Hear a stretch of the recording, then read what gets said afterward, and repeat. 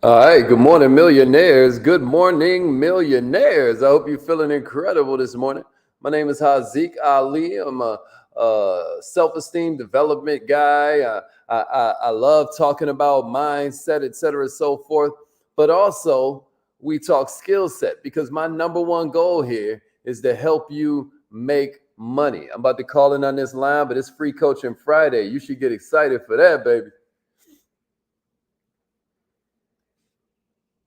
You have something special. You have greatness in you. Hello, this is Les Brown, Facts. and you're in the right place at the right time Yes. because we're going to bring the millionaire out of you. Just hold on. Let's go. Let's go. Let's go.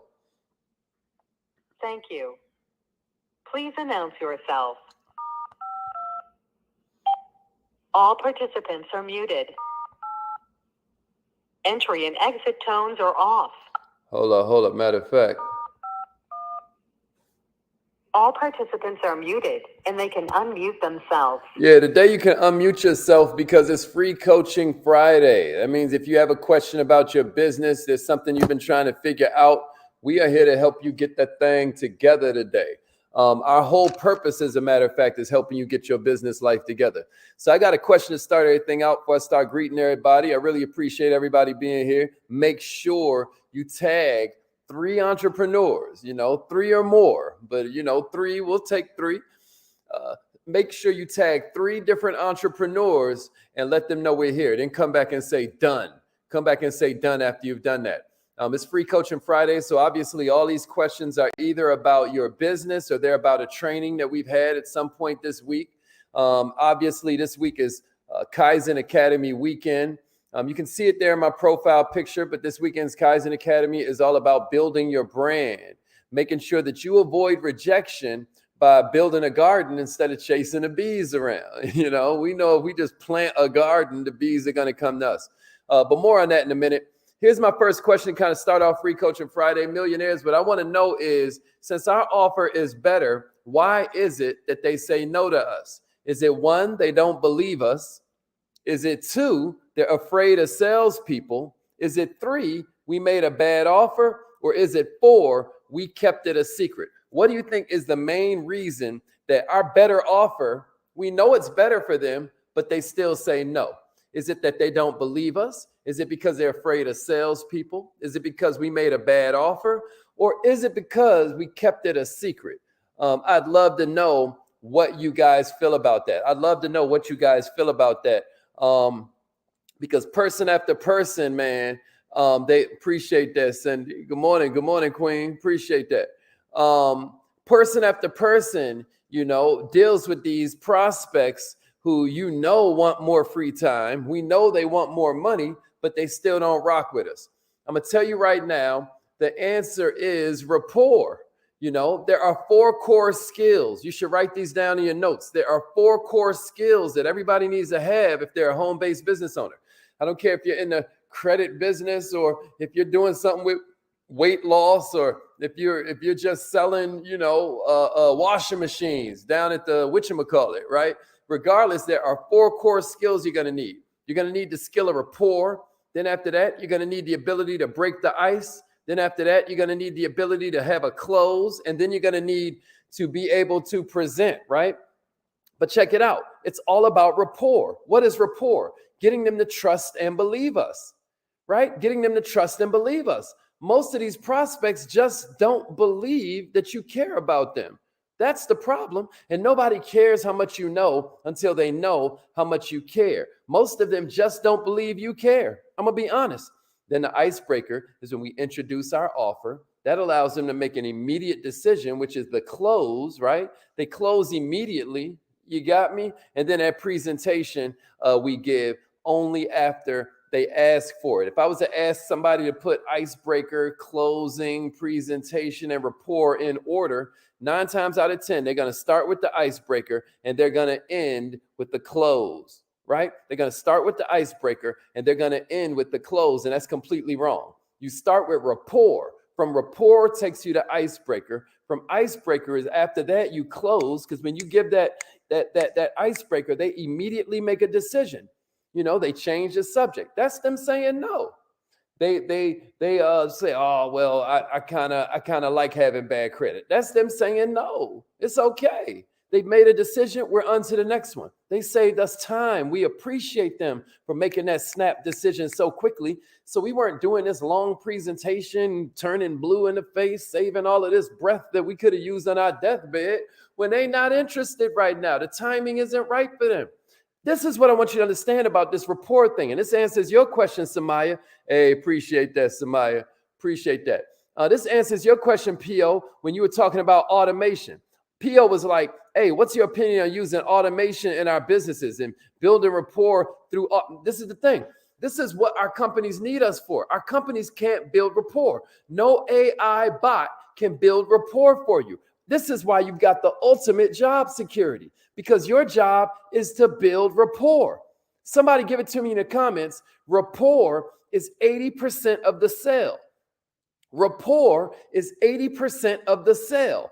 Rapport is 80% of the sale. Somebody give me that in the comments so I'm sure you're catching it. Rapport is 80% of the sale. Go tell 3 entrepreneurs you know to be here right now. This is a big deal. This is a big deal. And so many more entrepreneurs than have to are going to go out of business. They're going to end up quitting because no one has taught them how entrepreneurship really works, y'all. Rapport is 80% of the sale. Rapport is 80% of the sale. You should screenshot this. Thank you, Samaya. Rapport is 80% of the sale. Thank you, P.O. P.O., please go tell 3 entrepreneurs we're here. Rapport is 80% of the sale. Thank you, Pastor Dandridge. Please tell 3 entrepreneurs we're here. Check it out, Alan. Rapport is 80% of the sale. That's exactly right. I need you to get that into your head. Nobody cares how much you know about their problem until they know how much you care about their problem. It is all about you being interested, not spending all your time trying to be interesting. Rapport is 80% of the sale, Andrea. You know, but most of your salesmen out here, most of your entrepreneurs out here, they don't want training to get better. You know, even the ones that you reach out to, Hakeem, they're gonna be like, man, check it out. I'm straight. I need leads. You know, all that Hazik be talking about, all that mindset stuff, all that skill set stuff, blah blah. I need leads. They want pre-sold, pre-qualified, right? Same thinking, anxious to buy leads that all they got to do is read a brochure to them, right? They don't want to do the hard work of building rapport. But this is why most people will be broke. This is what they want somebody's gonna beg, please, can I watch your video? That's why you're gonna be broke. That's why this ain't gonna work for you. Please watch my video comes after rapport. It comes after the icebreaker. It comes after the close. And then check it out, y'all. Please watch my videos, the presentation part. After they ask for the presentation, after they ask for the video, after they say, yeah, how would that work? You know, everybody knows my favorite icebreaker is when you use permission plus benefits. I'm sorry, benefits plus permission. That's my favorite icebreaker. Benefits plus permission. So if I'm talking to the Uber driver and we kick it for a while, I build rapport. You know, I got a vibe going with him or her, and then I bring it out. I say, hey, you know, a buddy of mine drives Uber, and they're making like an extra $1,000 a month without having to destroy their car. You want to know how they did it? So I gave them the benefit, and then I asked permission. At the point they say, how are they doing that? They may say it nonchalant like that, like, how are they doing that?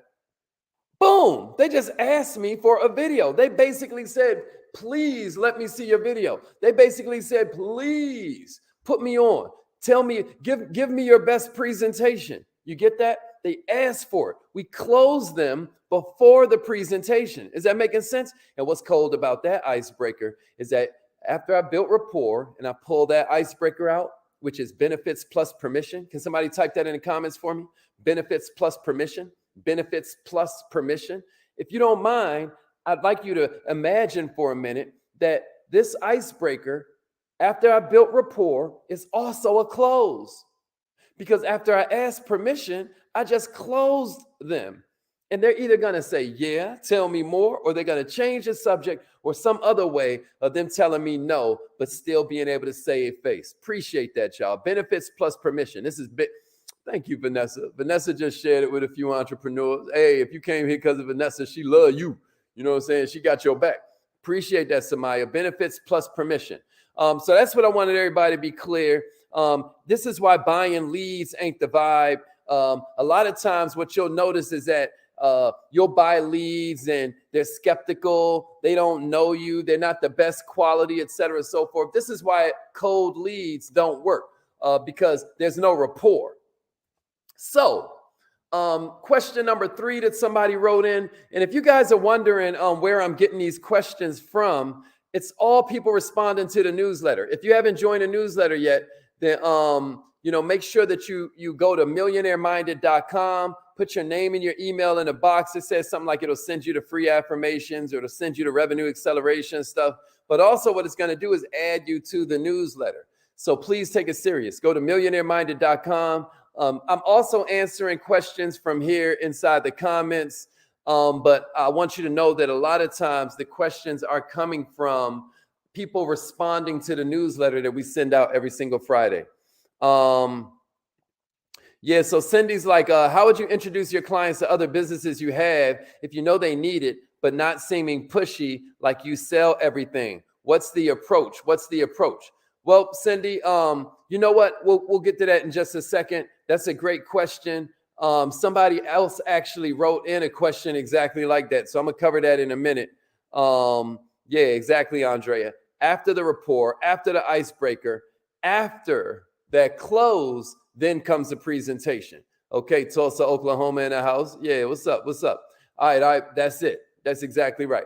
All right, so what then are the questions that we should cover during onboarding? I thought this was a really good question. You're bringing somebody new on. You've got everything your company has you do, right? The company is going to, keep you focused on the particular nuances that you need to have. But there are some questions that I think that it's really smart for you to cover while you're talking to this brand new person that just now joined. You with me?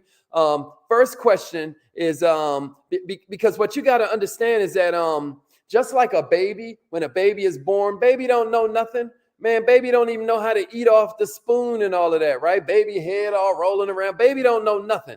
A lot of training needed. That don't mean the baby's a bad baby. That don't even mean the baby's a good baby. It just means the baby needs training. Now, luckily for us, entrepreneurship is a lot easier than raising a baby, right? But I just want you to think about it. Just like a baby, there's no reason that this brand new entrepreneur is going to have the skills they need.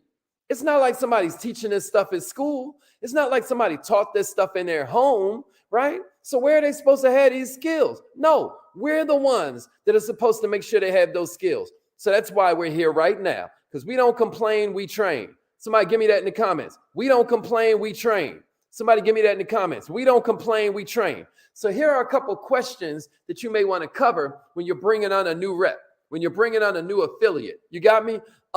Here's one that you may want to pull out first. Write this down. Well, yeah, Mr. New Rep, man, welcome. I'm so proud you're here. I'm so happy you're here. Check it out. But like all businesses, there are going to be some challenges, right? What do you plan to do when you hit your first challenge or you hit your first problem? Wow. What a question to ask them. Like all businesses, we know there are going to be some challenges. Let me just ask you, what do you plan to do when you hit your first problem or you start to experience challenges? Now, see, they're like, what am I going to do?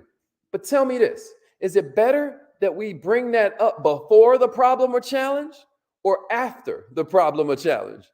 Isn't it smart of us to get them thinking about this before the problem shows up? Because if we wait till after they have a problem, you know what's going to happen? They're going to throw their hands up and quit. But if we catch them in the beginning when they got some positive momentum, they're going to say stuff like, oh, listen, man, I'm going to overcome it. I'm going to step over that problem, right? Et cetera, et cetera. Because now what we've done is we've insulated them. We've prepared them mentally. You got me? A lot of times relationships are about expectation management. So that's the first question I would ask. That's the first question I would cover. I would say, hey, we all know businesses have challenges. What are you going to do when the first problems come up or when the first challenges come up? And then we get them committed to it in advance. Everybody with me? Somebody say, in advance. I want to make sure you're catching this. In advance. Yeah, we're going to get them to commit in advance. In advance, before the problem shows up. We already got them thinking that one, there's going to be problems. You feel me, Michael Joe? You feel me, Jamal? There's definitely going to be problems coming up. So what we want to do is get them thinking about it right now while they are in the throes of just having signed up. And that's why it's good you're here, because your affiliate might not know this when they're bringing on somebody new. This is why they need to introduce their new person to you so you can cover this stuff, because you're millionaire minded. You've been trained properly. You don't complain, you train. Here's the second question I would cover. I'm going to give you 3 of them. There's a bunch more, but I'm going to give you 3 of them, right? The second one I would cover is, who's your best friend? Who's your best friend? Who's your best friend? Who's your best friend? Why would I ask them this? Because check it out. The best friend, they've got instant rapport with them. The best friend, they got the same thoughts as them. They think about the same things as them. They got the same values as them. If they're open-minded, they probably don't hang out with a bunch of closed-minded friends. Huh? They've got 100% rapport with their best friend. The rapport is there. And we know rapport is 80% of the sale. You got me? And here's the other thing. We don't need your best friend resenting you later, because here you is climbing to 10,000 a month or 50,000 a month or 100,000 a month or 500 a month. Right? Let's not act like $500 extra a month don't change our life. You know? So here they are making, and then you didn't even tell them about it. Oh, that could cause resentment. So we at least wanted you to know we were doing this. Sometimes I tell them to say that. Listen, I felt weird about approaching you, but I'd have felt worse if I'd have been doing this for months and I didn't even let you know, man. So I just wanted, you see? So now we got them talking to their first. You got me? We got them talking to their first friend, their best friend. We got them talking to their best first. 9 times out of 10, 7 times out of 10, because we don't know if they got perfect timing right now. We don't know if everything's going on in their life, et cetera, and so forth. But at least we threw it out there. And now we got us a new teammate almost immediately. Here's the third one I would cover when I'm onboarding a new person. I would make sure, I would say something like this. Do you understand that all we're doing is giving them the gift of another option for their lives? Do you understand that? We don't know what problems they have. We don't know which problems they consider big enough to solve. All we can offer them is an option for their lives, right? Our prospects are then going to make a decision based on what's happening in their lives. It's going to be based on what's happening in their lives, not based on a value. Not based on the value we're giving them. This is important. This is an important little script to kind of deliver to your new people, because here's the way you end it all off. Are you going to be okay if they don't see the same value we do? You see that? You see that? Are you going to be okay if they don't necessarily see the same value me and you see? What are we doing? Again, we're immunizing them. Ain't that right, Kiki? We immunizing them against the negativity. We've immunized them. And plus, we know if they're thinking like a salesman, they're going to lose, right? We know they're going to lose. All right. So, and I feel like this has to do with Cindy's question earlier. Check it out. What do we say? What do we do when a cold prospect is just like, yo, I just want a job. I just want a job. What do we do when that cold prospect is chopping it up with us and we try to mention our thing to him? Cindy was like, what's my approach when, I'm pitching them a new business, et cetera, so forth. Check it out. Here are 3 things you can do. Rapport, rapport, rapport. You got me? Rapport, rapport, rapport. So, we start with agreement. Right? So they're like, they need a job. Yeah, you definitely need a job. Boom. They get to relax. They're like, oh, this person understands me, right? And then we hit them with another fact. We say, having no money is a problem.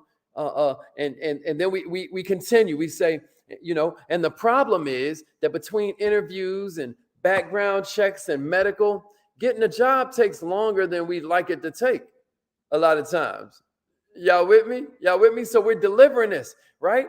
Now all of a sudden a part-time business starts to make sense, right? This person could be building or learning about the business while they're waiting on that call back from the job, while they're waiting on that call back from the interview. You got what I'm saying? Everybody with me? So what we did was we build rapport.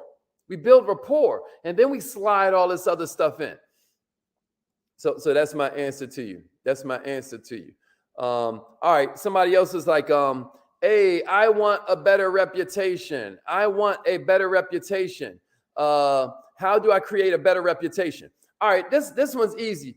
I just now did this masterclass on how to build influence. This weekend's Kaizen Academy is going to talk to you about some specific things that you could be doing and should be doing with your brand. If you read it in my avatar, if you just look at my profile picture on Facebook or on Instagram, if you go to Mr. Haziq Ali, there'll be something up in there too. But check it out, y'all. Do people like givers or takers more? Let me see it in the comments. Do people like givers or takers more? What do people prefer? Do they prefer givers or do they prefer takers, right? Simple question. Simple question. What do y'all think? Do you personally, do you like givers or do you like takers? Of course we all like givers, Michael Joe. Of course.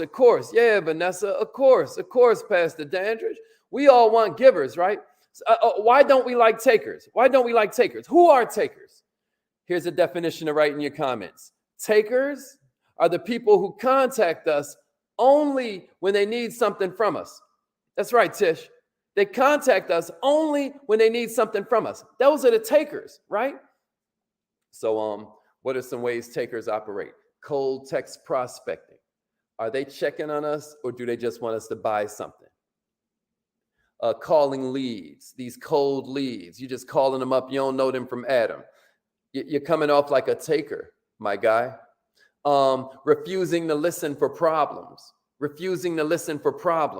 Right? You're coming off like a taker.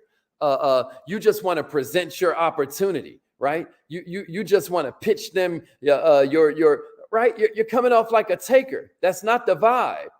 So, what are some things we can do to be known as a giver instead? What are some things we can do to be known as a giver? If you want to increase your reputation, if you want to be seen as a higher level, if you want to be seen as a leader servant and not one more leech, what are some things that you can do that'll make you come off more like a giver? Somebody write this down. You can forward helpful articles. You know their problem. You can forward helpful articles. That's right, Tish. The LinkedIn family checking in. Yeah, Tish. Takers drain us. So here's how we're a giver. We can forward them useful. LinkedIn is full of all kinds of cool articles now that we've heard their problem. Write this in your comments, y'all. If I present my solution before you've told me your problem, I'm a taker. But if I present my solution after you've told me your problem, I'm a giver. If I present my solution before you've told me your problem, I'm a salesperson. But if I present my solution after you've told me your problem, I'm a leader servant. I'm a servant leader. You get what I'm saying to you? If I give you my solution before you give me your problem, I'm a beggar. But if I give you my solution after you told me your problem, I'm a friend. Check it out, y'all. We could forward helpful articles because we know their problems, right? That's exactly right. We can forward helpful articles. That's right. We can forward helpful articles. Let's go. Let's go. We can give them discounts on services. We can put them on the things that assist them with serving their problem. And discounts is a tricky one, Morose. I don't mind that. And I threw it on the screen so that I show love to the people that are engaging, right? But here's what I want you to understand. Sometimes leading with price ain't the play. Sometimes we want to raise our value, not lower our price. Sometimes giving a discount just seems like, I'll just shut up here, versus what we need to do is dig in with what they're experiencing. Maybe money ain't even their problem. Maybe their problem is skepticism. Maybe their problem is they don't really trust us to be there for them when all heck breaks loose with this latest horrible decision they make. Because all through their life, they remember making horrible decisions. It's to the point they're so closed off. They're like, everybody's trying to get me. Oh, no. So what they need is that rapport with you so that when this thing goes bad, because it won't be your fault, it won't be their fault, it'll be the fault of some company or some unforeseen circumstance, but they need to know somebody else got their back. That's why that rapport is so important. That's why we keep on saying nobody cares how much you know till they know how much you care, because they know all heck is going to break loose eventually, and they want to know somebody has their back. So if I'm forwarding them helpful articles, right, they start to, what if I forward them specific humor? Maybe some kind of joke that I know they'll get. Like maybe it's some soccer mom going crazy and they happen to be a soccer mom. So I send them, they're like, now all of a sudden they don't mind when they hear from me. They kind of look forward to hearing from me. Or when I pop up on their text, they're like, oh, let me see what he's talking about. Let me see what she's talking about, right? Am I making sense? What if I recommend resources? That could be the third one, recommending resources. Now all of a sudden I'm a giver. The fourth one is I could freely share expertise. I could freely share tips that help them move forward, that help my niche to create more impact or create more income. Am I making sense, y'all? This is why these morning calls are so powerful. I ain't just telling you to reach out to people and share it because I need it. God is good. That's not really the perspective we're coming from here. We already millionaires, baby. We are now, right?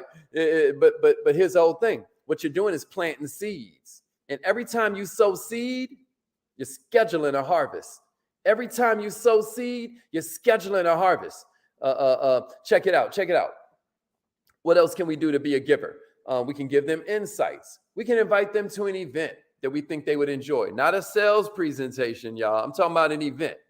See, this is what I want. Y'all ever read Think and Grow Rich? Everybody know the wooden stove story?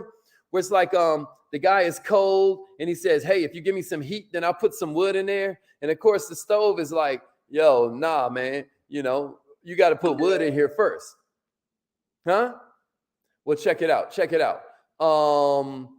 I don't know if anybody even knows about wood burning stoves anymore. Think and Grow Rich was written a long time ago. So maybe you think of it as a garden. Maybe you share with them a garden story and you explain to them, hey, when you plant a seed, it takes a while, maybe 6 months for those seeds to start growing. So we better plant as many seeds as we can today. We better plant as many seeds as we can this week. Huh? Or what if we describe it as a bank account interest? Like you put some money in a bank and then it takes time for that money to grow, especially, these days. It's like your money is almost going backwards because the interest rate is lower than the inflation rate. So savers are really losers, but that's a story for another day. My point is you're helping them conceptualize that the day they plant the seed ain't the same day that they're going to harvest the fruit, or the day they put money in the account ain't the same day that they're going to get interest on that money. What about a doctor degree? How do you become a high paying doctor? Well, you got to invest time and money in that thing first. Am I making sense?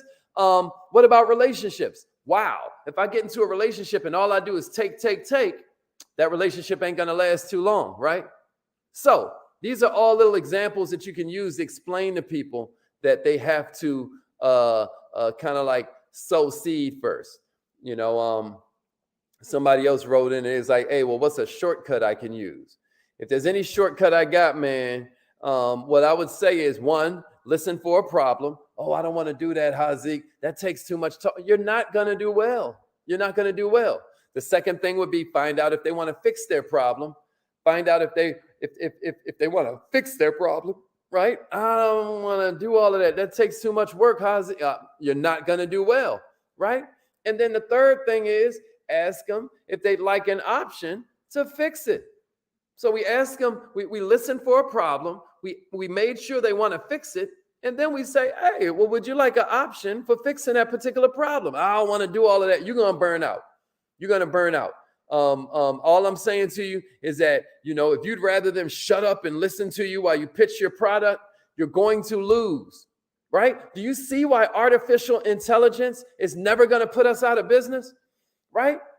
The company can send more spam than you. The company can send more cold text messages than you, but the company don't do that because it don't work. Am I making sense? All right, y'all. Tonight's newsletter is going to be really good. This weekend's Kaizen Academy is going to be insane. It's going to be all about building a brand so it builds your business. The four objections that I hear the most, y'all, is always like, they don't feel like they can do it. They're skeptical about what we offer. They're scared of what other people might think. And then a lot of times they don't want to invest the time. Right? The second biggest of those is time. The second biggest is time. So the whole way that you build rapport really, really quickly is this hack that I'm gonna give you, and then we're gonna go do our affirmations.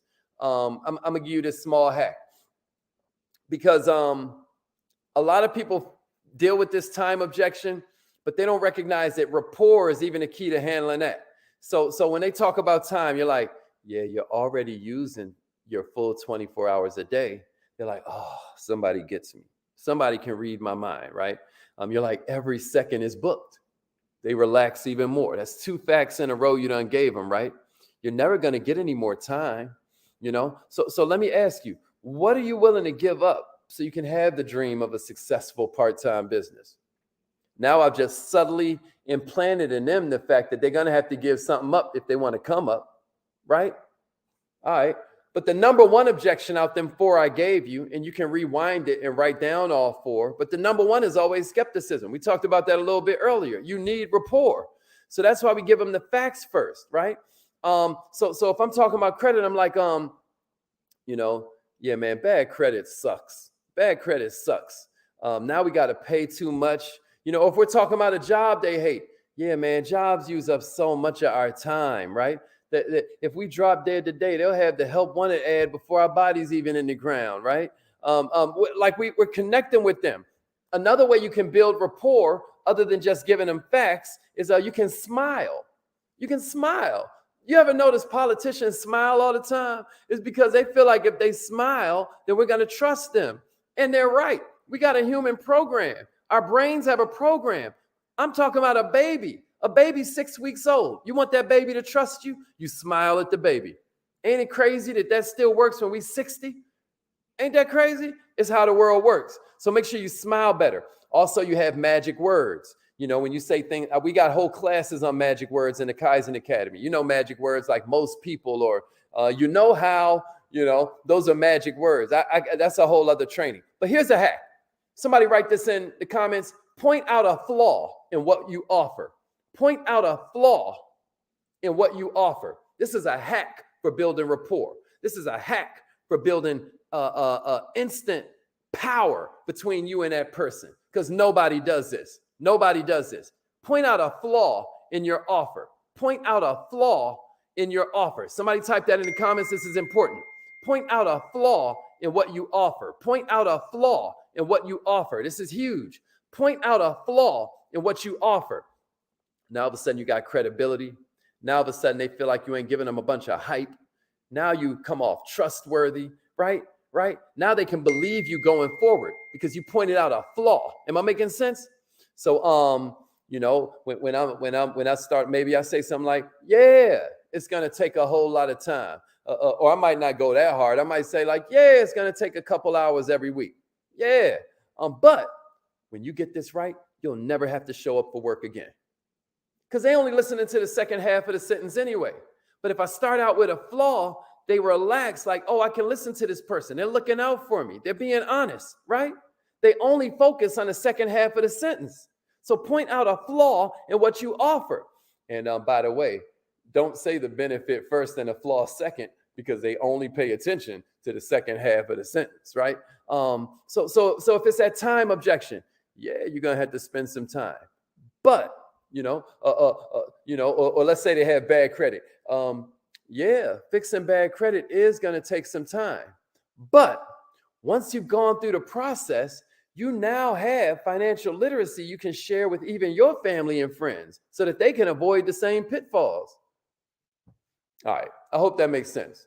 Everybody got me? Point out a flaw in something that you offer, and it's a game changer for you. I hope this was helpful today, y'all. It's affirmation time. We got to get to it. We went over a little bit, but I hope it was helpful for you. We went over just a little bit, but I hope it was helpful.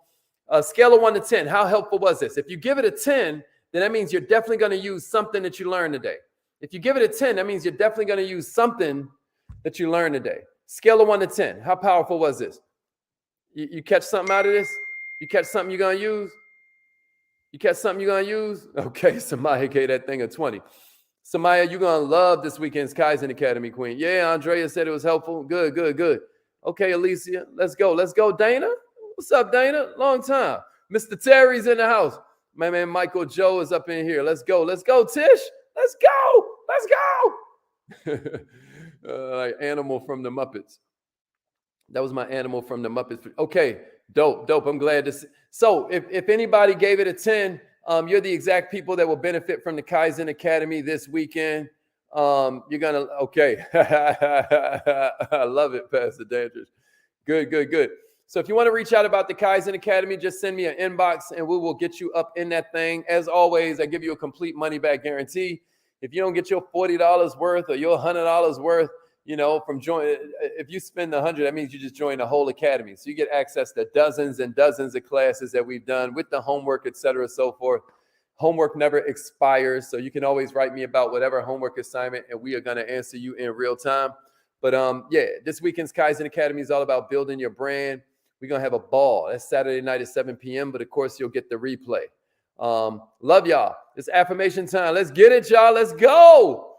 Come on. Say it like you mean it.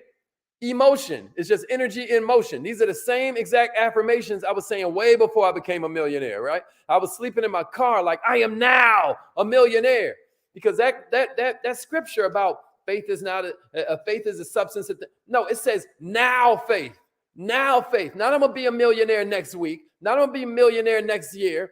Now, right? You own it because you bought and paid for it already. I don't mean Amazon delivered it. But you own it, That's how you got to own this mindset. You are now. All right, repeat after me. Here we go. But you got to call in if you want to do the whole thing with us. That's what that number is there for. 667-776-9461. Or text call me to the same number if it tries to charge you, and it'll just ring you back. All right, here we go. Repeat after me, millionaires. Let's go. I am so happy and grateful that money